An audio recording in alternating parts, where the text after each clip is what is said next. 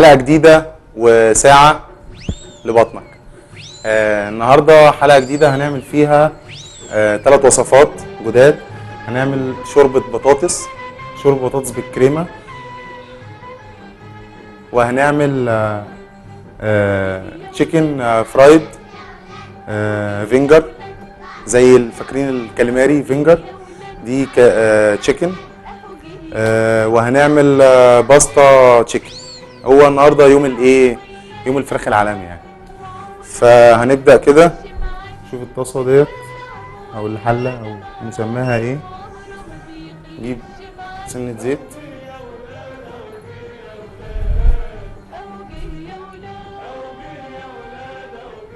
كده بسيطه، ما نكترش يعني. نجيب معلقه.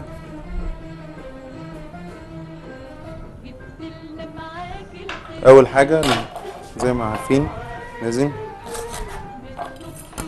البصل او اللي هو الكرات ده،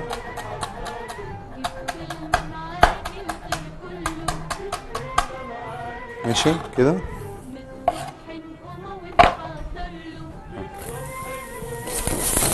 نعملها كده، مش لازم معلقه ولا اي حاجه. ننزل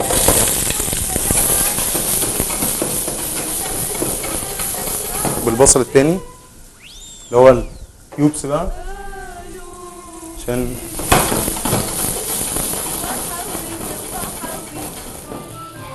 بس يعني يسيبوا مكرمل شويه.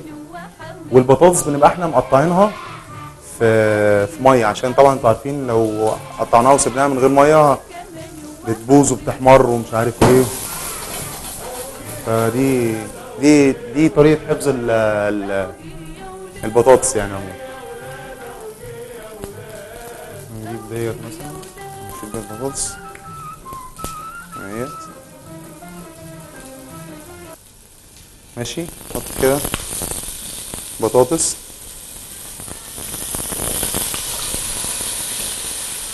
والله يعني لما تجربوها هتحبوها جدا. احنا بقى اللي احنا عارفينه شوربة عدس، شوربة شعرية، شوربة ملوخية كده. شوربة البطاطس شوربة حلوة قوي، لازم تشربوا شوربة كتير جدا. الشوربة ديت فيها فيتامين كتير جدا. لازم الشرب يعني وجبة أساسية. الشرب والسلطة أو السلطة والشوربة مهمة جدا مع البروتين. كده كفاية بطاطس. احنا كده حطينا بصل او كرات، بعد كده بصل، بعد كده البطاطس. نسيبهم كده يكرملوا اهو.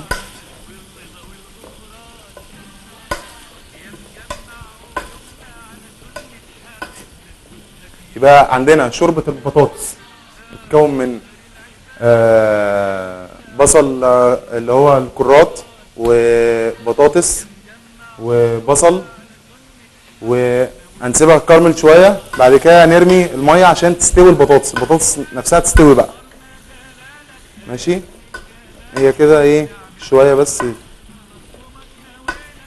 البصل يتفاعل مع البطاطس، عشان دي كيمياء برضو،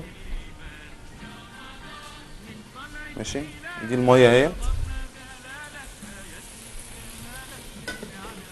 بس الغطا بتاعها.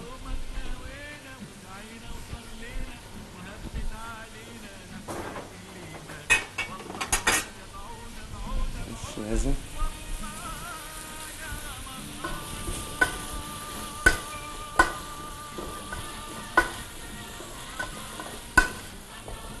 كده. نحط بقى الميه،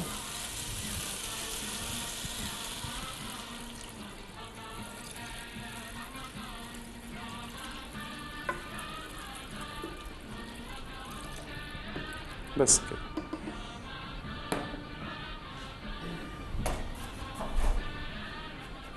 لغايه اما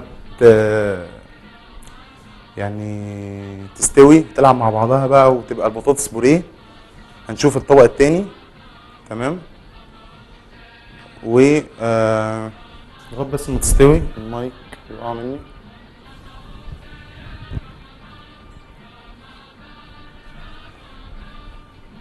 هنشوف دلوقتي الطبق التاني بقى اللي هو هيتكون من فراخ وعصير بصل وملح وفلفل، تمام، والبانيه اللي هو العادي اللي هو دقيق بيض دقيق بقسماط.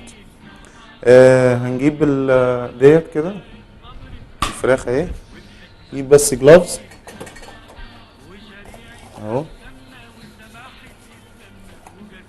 ادي الجلافز اهو كده. وممكن نحط فيها شويه توابل تدي فليفر اكتر، يعني مثلا اهيت ماشي، ادي ملح اهو، سهل جدا بسيط خالص ماشي. طبعا الفراخ ديت لما بنجيبها من السوبر ماركت او من الفرارجي او من الجزاره او اي حاجه لازم نغسلها عشان السالمونيلا، لازم نغسل الفراخ كويس جدا جدا ماشي. هنحط توابل فراخ ماشي اهو، شويه فلفل احمر او اللي هو الفلفل الاحمر باودر يعني. وفي حاجه عند العطار اسمها اولد تايم، اولد تايم دي تحفه يعني، تنفع مع اي حاجه، تمام اهو ماشي كده. احنا ايه يعني اديناها مارينيه شويه بقى، ايه اللي هو الخلطه السحريه لاي بروتين، شويه عصير بصل، نقلبها اخر تقليبه اهي ماشي كده كده كده كده كده تمام. البيض هنديله سنه طبعا ملح، نقلع الجلافز ده بقى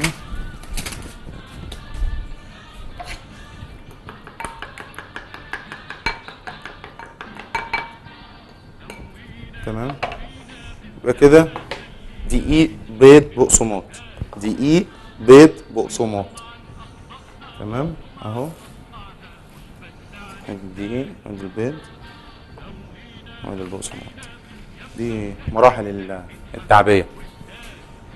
نجيب الطبق دوت نحطه كده بعد البلانشة، نجيب الطبق اهو، جلافز تاني كده. احنا سايبين البطاطس ايه يعني تستوي بقى وتاخد غلوتها مع نفسها. ممكن نحطها كمان على نار اعلى عشان تستوي معانا اسرع، تمام كده.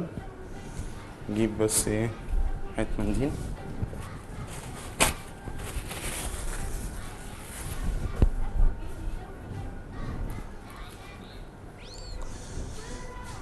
هنبدأ اهو. الفراخ اهيت ماشي، ادي الدقيق اهو ماشي، بيض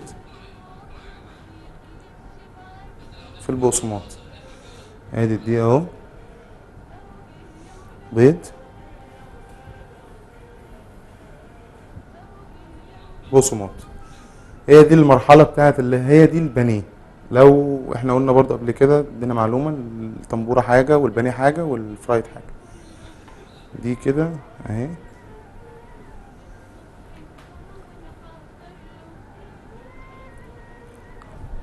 اي حاجة في الدنيا ممكن تتعمل فرايد او تنبورة او بانيه او اي حاجة يعني. البطاطس ممكن تعمل تنبورة، البطاطس الفرايز دي ممكن تعمل تنبورة يبقى طعمها حلو جدا.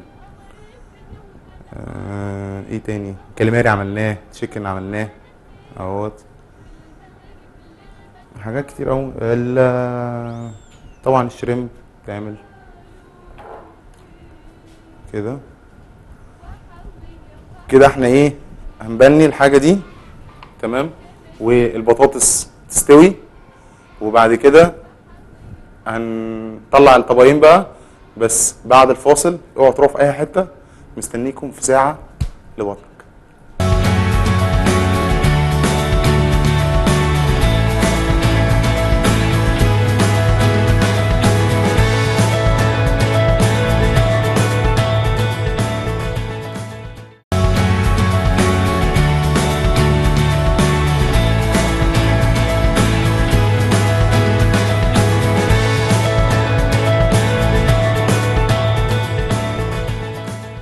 رجعنا تاني من الفاصل، وكده احنا بنينا التشيكن فينجر، وبنشوف بقى الشوربه ديت، شوربه البطاطس.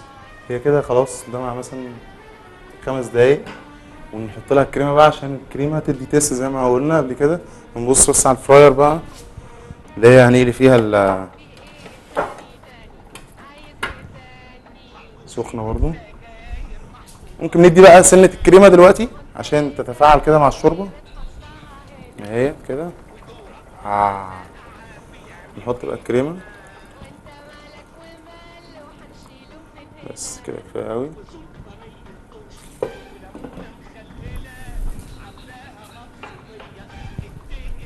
نقلب كده الشوربه ده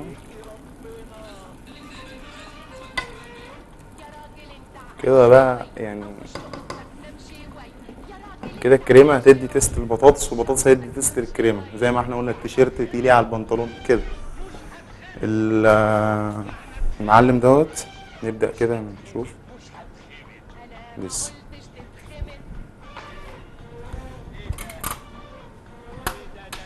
شوف بس دي شغاله اصلا.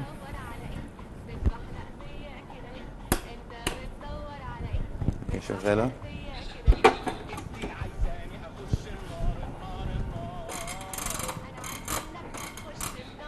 ماشي كده. الفراير شغاله اهي، قدامها بس دقيقتين كده وتسخن.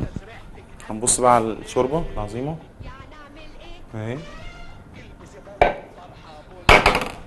هنعمل ايه بقى؟ سكينه اهي مثلا او شوكه او اي حاجه، اي حاجه اهي كده مثلا.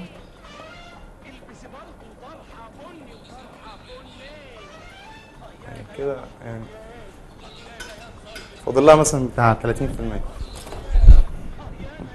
كل ما نغطي على حاجه طبعا بخار بيرجع تاني ايه بيساوي الحاجه اسرع واحسن.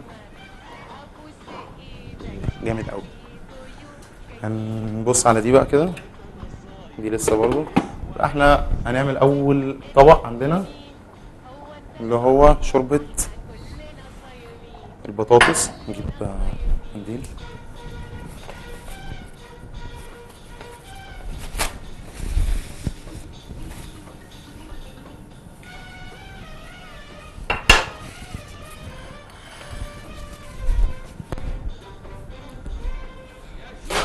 نجيبها كده بقى على ناحيتي دي ماشي. نحط سنة ملح بسيطة اهي اهيت كده كفاية. نبدأ بقى ايه نضرب ضربا مبرحا كده.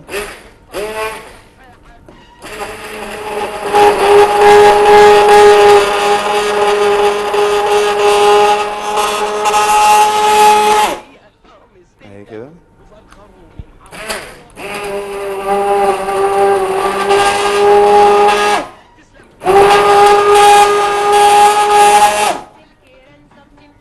كده.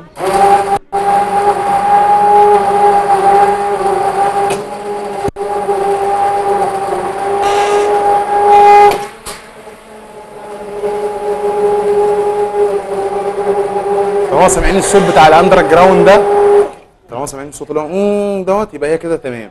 لو احنا سامعين الصوت اللي هو دوت يبقى لسه اهو كده لسه اهو. تخش بقى كده اهو ده الاندر جراوند ده بقى ايه.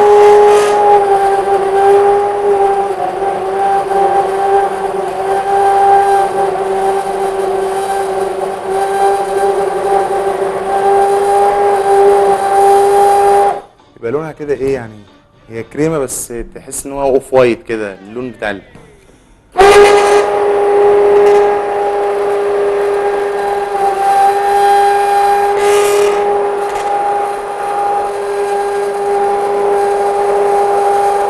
بس كده كده زي الفل.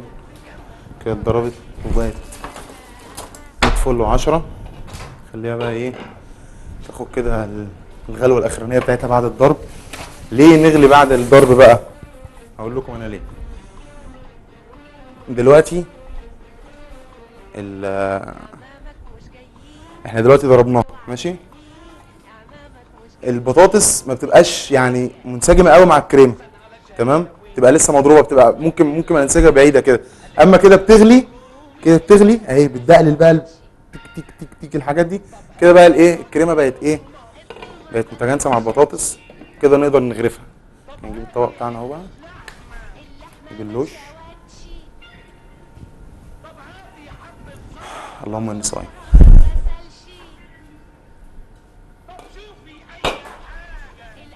نجيبها كده بقى اهوت.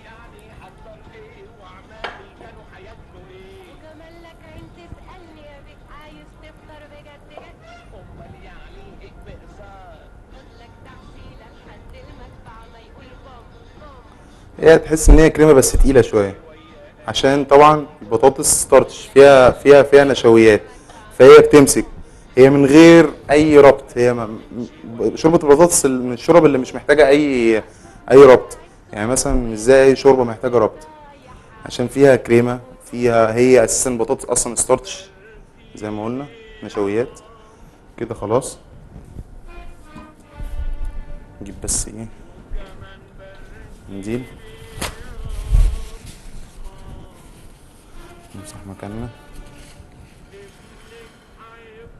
سنة بابريكا كده عليها،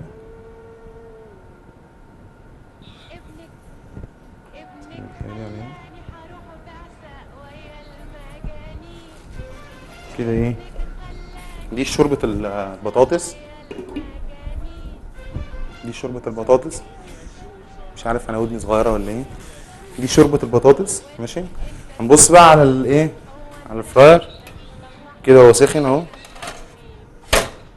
هنجيب ايه ده، هنجيب اهو،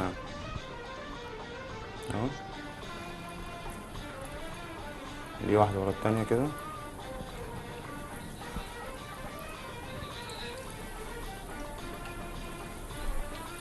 ده بقى سناكس كده مثلا بقى بالليل مثلا، عارف ايه كده يعني.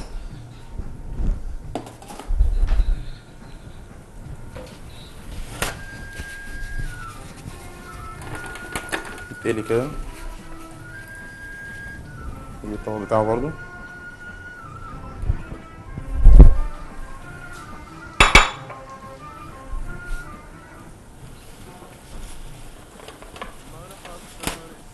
اتعودنا طبعا الحاجة اللي ايه اللي هنعملها فراير لازم ننزل الزيت بتاعها، ما تبقاش اويلي قوي ايه. وعبال ما دي تخلص هنبقى بنحضر الايتم الثالث او الطبق الثالث، الايتم الرئيسي، وهنطلع فاصل سريع قوي قوي قوي قوي ونيجي على طول. اوعى تروح في اي حته عشان نرجع لساعه لبطنك.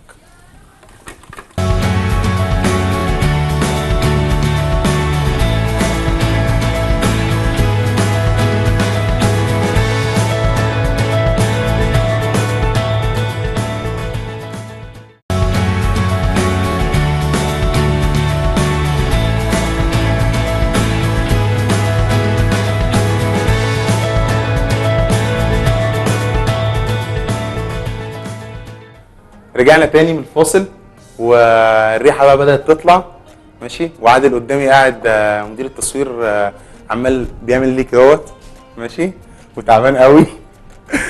ونطلع بقى ايه التشيكن.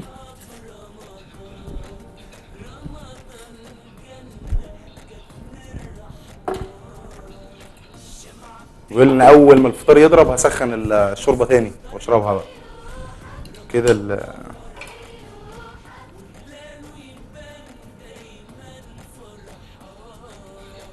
تشيكن فينجر اهيت، ريحتها يعني فظيعه يا انصاري. المخرج في الكنترول روم بيقول لي الريحه وصلاني. ف كده ايه كده. ده تاني حاجه،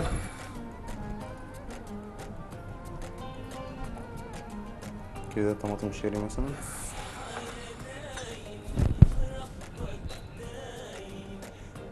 طماطم صاحيه. هنجيب بقى ايه الطبق الثالث. الطبق الثالث اللي هو الباستا بالفراخ. يبقى احنا كده عملنا شوربه بطاطس، شوربه بطاطس وتشيكن فينجر. دي تالت حاجه اللي هي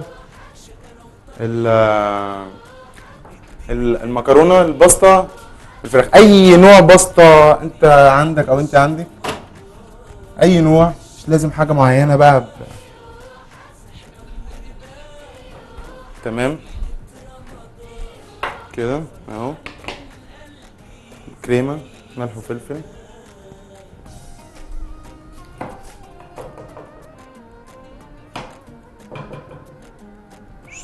الطاسه كده سخنت، الطاسه كده سخنت ماشي. عندي باستا سباكيتي بتتسلق دلوقتي في الحله اهي. هي خلاص اتسلقت بويلت. وجبنه وفراخ وكريمه وملح وسنه بابريكا عشان نخلي اللون ما يبقاش ابيض، نكسر فيه حاجه كده تمام. الطاسه خلاص، نحط سنه زيت. اي بروتين هنعمل اي حاجه فيها بروتين، نصدم البروتين الاول في الزيت اهو. مش هنحط فيها اي حاجه، هنخليها لايت بمعنى الكلمه يعني اهيت كده ماشي. ادي الفراخ اهي.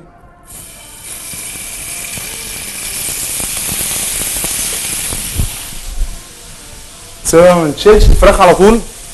احنا لو شلنا الفراخ على طول هتجيب ميتها، واحنا مش عايزينها تجيب الجو بتاعها، احنا عايزينها تقفل المسام بتاعتها يعني كده.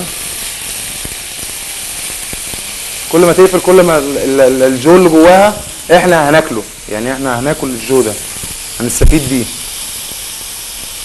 وهتريحنا كمان على فكره في الطبخ. يعني مش هتجيب ميتها بقى ونقعد نستنى بقى لغايه ما الميه تنشف لا، نسيبها لغايه ما تاخد الصدمه بتاعتها يعني كده. احنا سايبينها اهي، تقليين عليها ما تتحرقش وبرده ما ايه يعني ما اهي.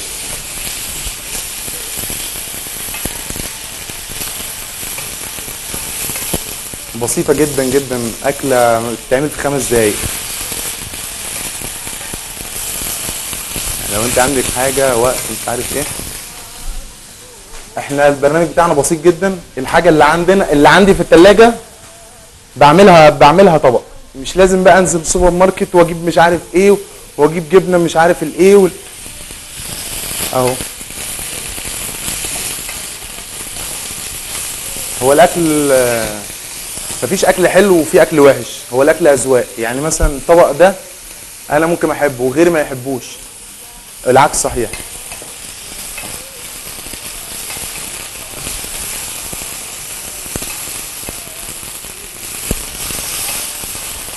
ممكن نحط على الطبق ده مثلا ريحان، ممكن نحط عليه طايم وعشاب وبتاع، ممكن نخليه بلين خالص ساده. انا عامله ساده عشان خاطر اللي مش هيعرف يجيب الحاجات دي يعمله كده وبرضه هيبقى طعمه حلو، لان هو تيسته كله. احنا اكلتنا النهارده الوصفات النهارده عن الكريمه والمشتقات بتاعتها. يعني الكريمه بتعمل تيست مع اي حاجه،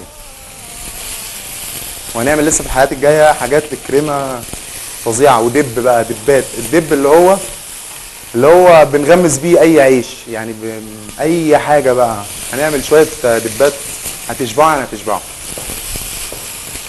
والانصار هيشبع كمان.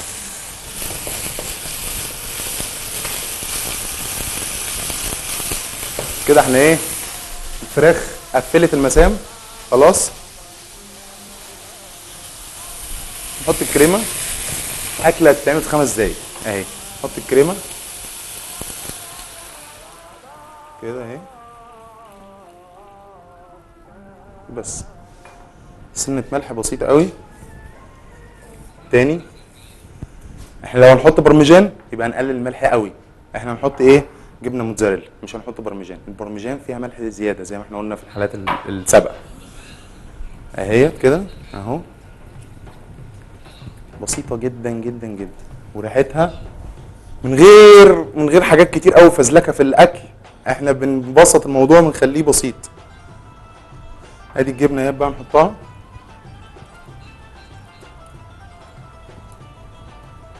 نحط شويه جبنه كده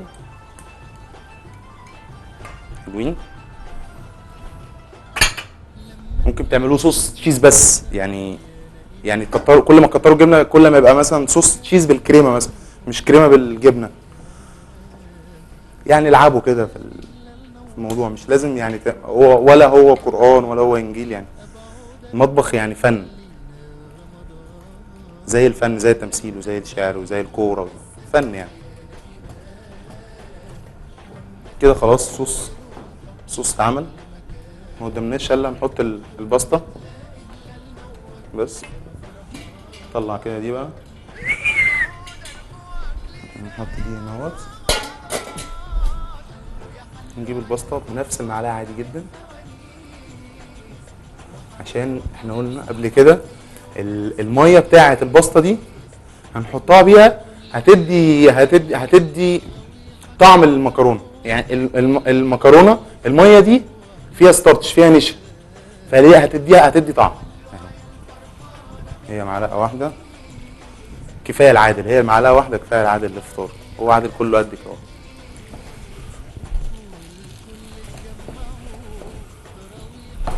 نقلبها اهو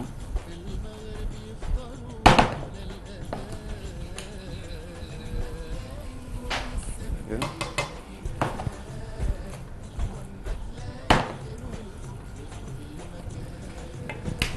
جيب الطبق بقى حلو الاصفر دوت.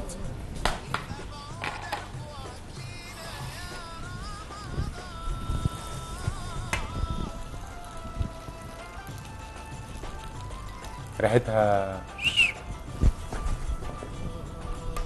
اهو كده. بس بقى الجبنه مع الكريمه بقى كده. نحط بقى كله كده اهو بس كده.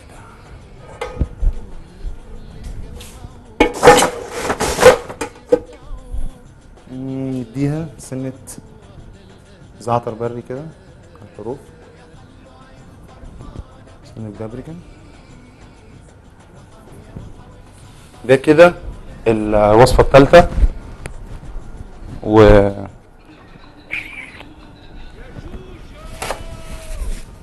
كده دي تالت وصفة اللي هو نهاية الحلقة. كده احنا عملنا نلم بس الدنيا كده حوالينا. كده احنا عملنا النهارده شوربة بطاطس. شوربة بطاطس ادينا لها كرفس وبصل وكريمة، وعملنا تشيكن فينجر اللي هي صوابع الفراخ المقلية في الزيت. مريناها ملح ومية بصل وبابريكا واولد تايم. هتلاقوه وهتشتروه وهتحبوه جدا جدا. وعملنا سباكيتي بالفراخ، ولا فوتوتشيني بقى غاليه ولا مش عارف ايه. عايزين تحطوا عليها مشروم حطوا، عايزين تحطوا عليها بيستو اللي هو ريحان حطوا، فاهمين؟ اي حاجه يعني. الباستا عامله زي البيتزا كده، كل ما تحط فيها كل ما ممكن يعني تاكل عادي. بس دي الثلاث وصفات بتوعنا، ويا رب يا رب يا رب تكون عجبتكم. وان شاء الله نتقابل في الحلقه الجايه وساعه جديده لبطل.